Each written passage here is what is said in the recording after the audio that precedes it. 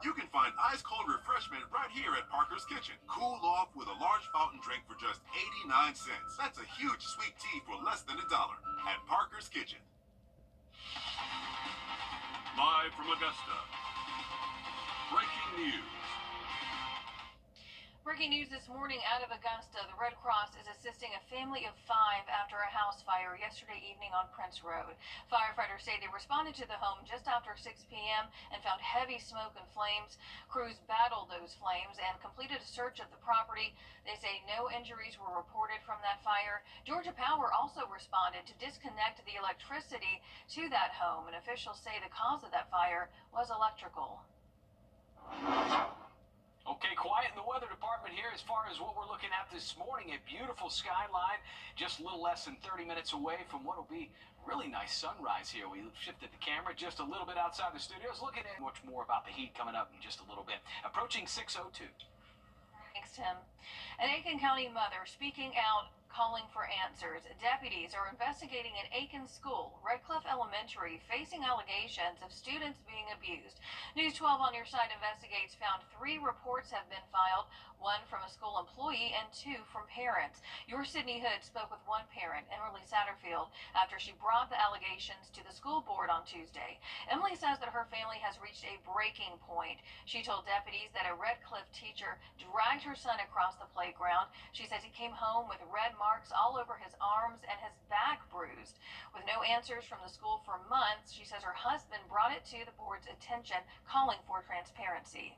I finally received a response to that email on November 11th saying, I will look into it and I will let you know what we find upon investigation. To this date, we have received no updates. The second report from the employee alerted deputies that a teacher was allegedly abusing students. The third from another parent claimed that a teacher forced them into corners for long periods of time and grabbed them by the wrist. Now, when we read the pages, the name of the teachers were redacted, so right now there are questions about how many teachers and students are involved. Of course, we're going to continue to keep you updated as we investigate. A former Richmond County deputy pleading guilty to aggravated assault in court yesterday. Ex-deputy Brandon Keithley's trial was set for next week before pleading guilty to an incident back in February of 2020. Keithley was accused of hitting another Richmond County deputy, Nick Nunes, with a flashlight as he was trying to perform CPR on a gunshot wound victim. Nunes' injury required stitches and staples. You can see the exclusive body cam there. Keithley was sentenced to 5 years probation, but the judge says that he could be sentenced if he violates any part of his parole under the first offender status. And you can read more on this case and take a look at that exclusive video at Wrdw.com or the News 12 app. Aiken County deputies responding to shots fired in Beach Island. Deputies say they responded to Old Cherokee Drive and Howard Road at 9 p.m. last night. They say that the shots fired is connected to a domestic disturbance. They left about a half an hour later. A man is charged with more than a dozen charges after he was allegedly assaulted by a police officer, pointed a gun, and resisted arrest in North Augusta. Officers say that Rayshawn Henderson was pointing a handgun at neighbors on Hughes Street in North Augusta Gardens. Police say that Henderson ignored commands and resisted arrest with a deadly weapon. They say that Henderson then assaulted an officer, grabbed onto his vest, and attempted to pull out his handgun. And they say that the officer was able to grab Henderson and pull him to the ground. Police say that Henderson has injuries and was taken to the hospital. He's facing 13 charges, including assault and battery, resisting arrest, and more. Over in Richmond County, local deputies and officers are keeping up with their training. This week, they learned about new tools that they can use to protect themselves and you. Take a look at this demonstration just ahead. Simply put a nice little hole in, safety off.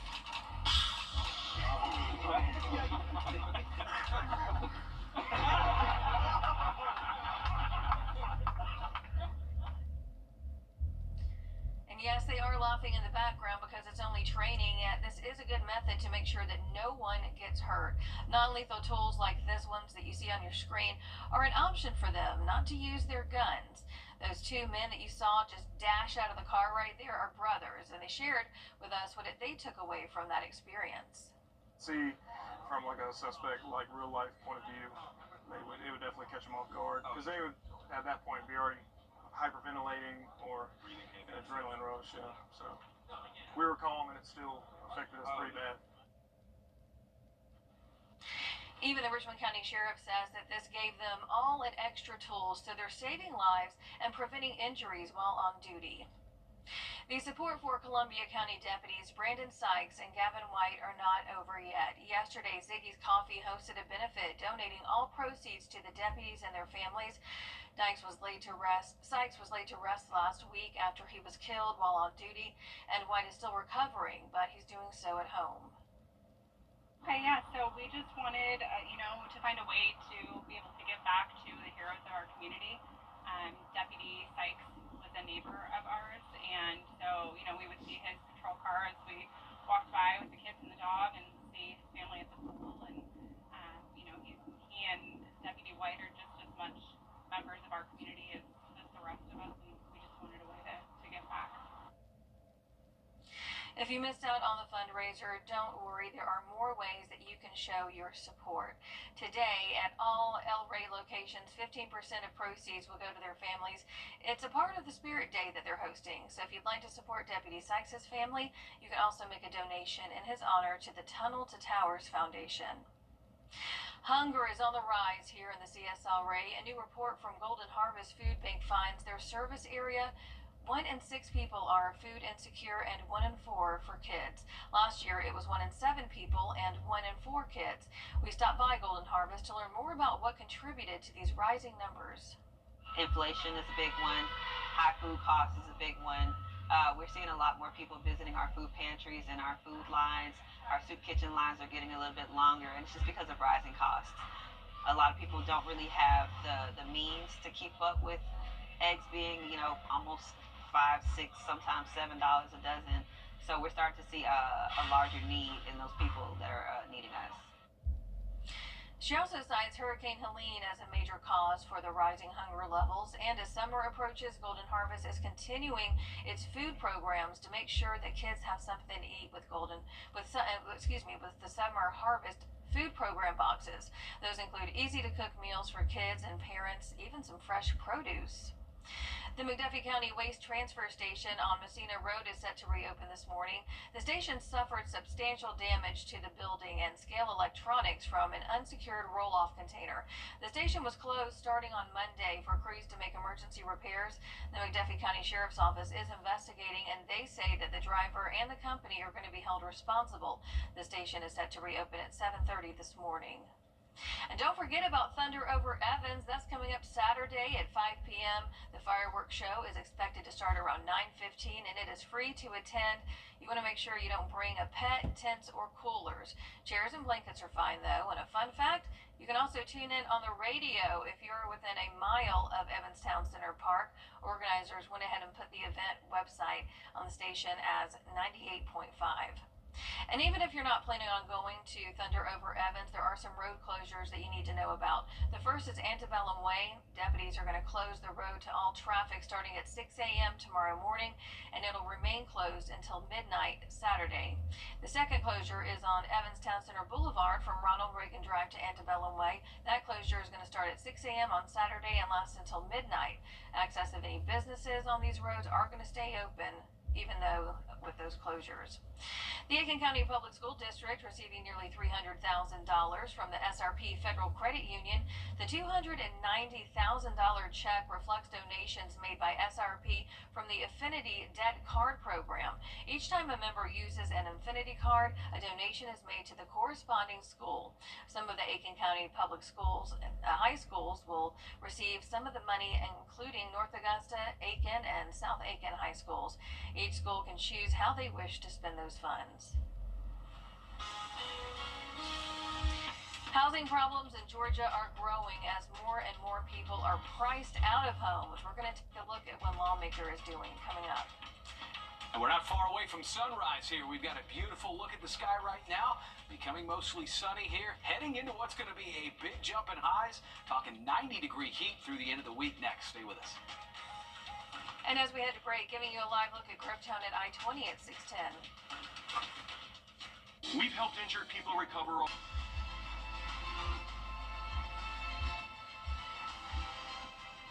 Call Attorney John Hoy and Associates today.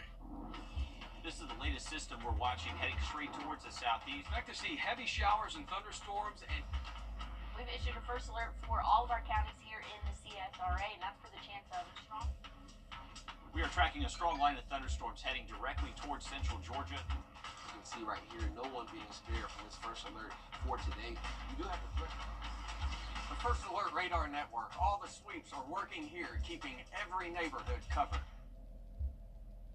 My name is Bashay, and I live. Senator John Ossoff investigating so-called mega landlords, corporations buying up single-family homes and allegedly overcharging renters. Your Georgia State House reporter Abby Kasouris explains how new data shows that this problem is growing. A report published by a professor at Georgia State University found more than 30% of single-family homes here in Metro Atlanta are purchased by out-of-state corporations. That's more than 10 times the national average, and now the trend is spreading to other parts of our state. This map shows how many single-family homes are owned by out-of-state corporations. Exponentially higher numbers around urban areas, especially Metro Atlanta, where corporations own more than half of single-family homes in some counties. Achieving the American dream, I think, it's becoming increasingly hard right now. Matthew Nursey with the Housing Justice League says it's hard to find anything affordable on the market because companies know Georgia's lax tenant protections mean landlords can raise rent, charge fees, forcing renters to dip into savings. But the governor likes to tout Georgia as the #1 state to do business. And basically, that comes at the expense of working-class people. Senator John Ossoff sent an inquiry to 4 out-of-state companies that each own thousands of homes in Georgia, asking about what he calls abusive practices.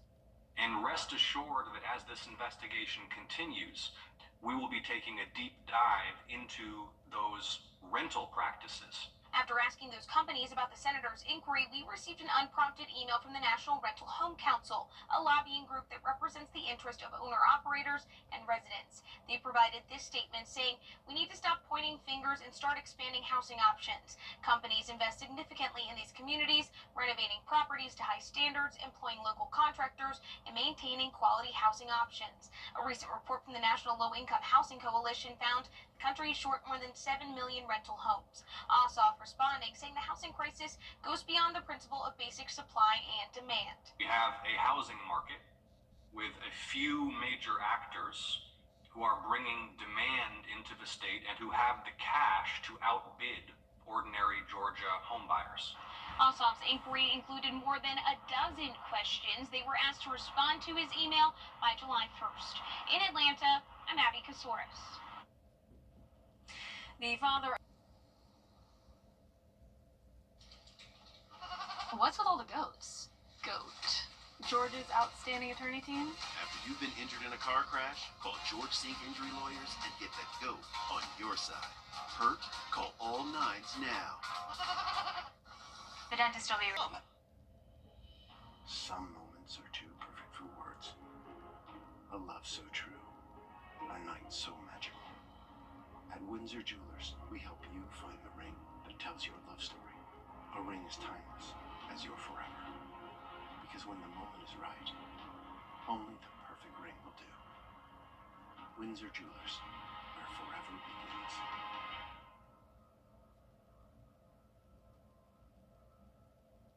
When you've been hurt in an accident, it can feel like George Sink Injury Lawyers has the experience to help you get your money faster. Get George Sink Law Firm on the line. Call 999-999.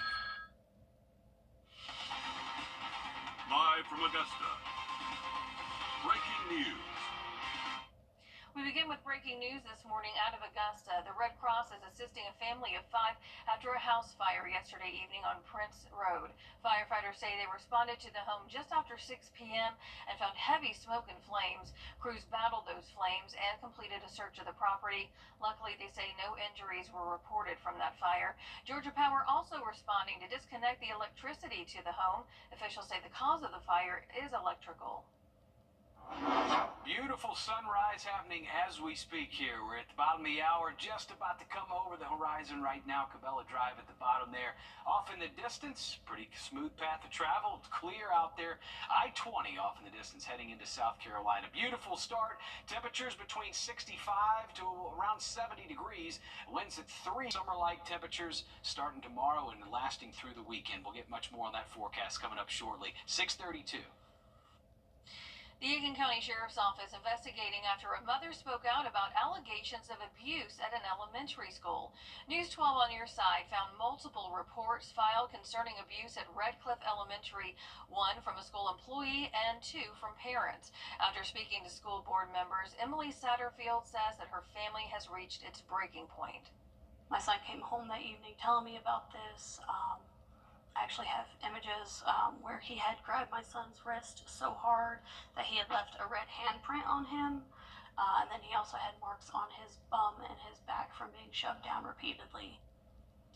Jim Broom, whose area includes Redcliffe Elementary, says that he first learned about these claims at a school board meeting in April, and since then another report to deputies was uncovered from an employee at the school claiming a teacher verbally and physically abused children, and a third from another parent claiming a teacher forced them into corners for long periods of time and grabbed them by the wrist.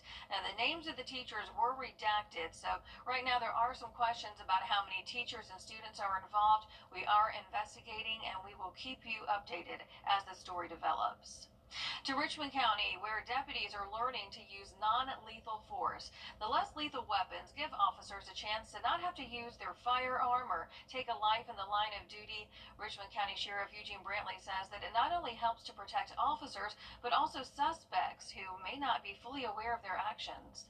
Well, more and more of our encounters that we have today, we see where we're encountering more people that have mental health problems and different issues, and they really don't fully understand what they're doing because they don't have the mental capacity to process what's actually going on.